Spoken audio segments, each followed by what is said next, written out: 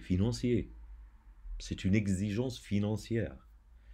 Comment peut-on estimer, ça ce sont des questions, comment peut-on estimer du coût, les coûts, le coût de l'application et estimer le temps de l'application? Je vais le dire oralement. Alors sachant que,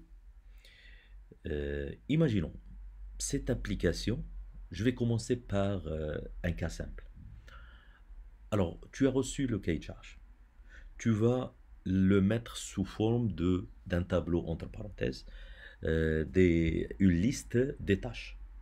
Tu vas prendre chaque tâche et estimer son temps, bien sûr dépendant de la qualité de la personne qui va travailler sur et de la complexité de la tâche. Bien sûr, 8 heures par jour.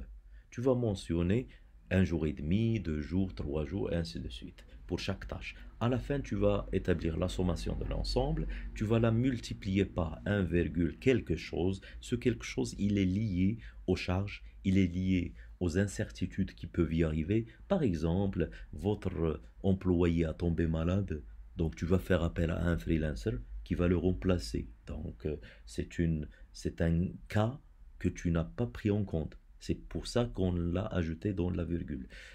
Quoi d'autre?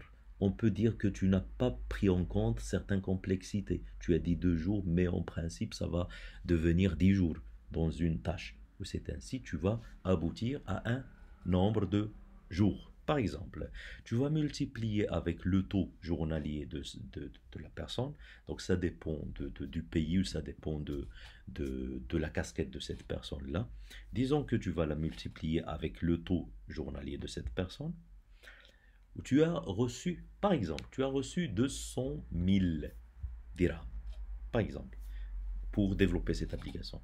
Sachant que cette application, si elle est sur mesure, personnalisée, ça n'existe pas dans le marché, c'est à toi de voir avec ton client.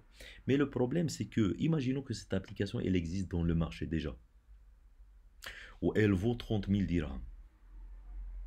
Alors, comment tu vas réfléchir? Tu vas dire, moi, je veux m'intégrer dans le marché. Tu vas pas déposer en 30 000 dirhams. Imaginons que tu vas la déposer 20 000 dirhams.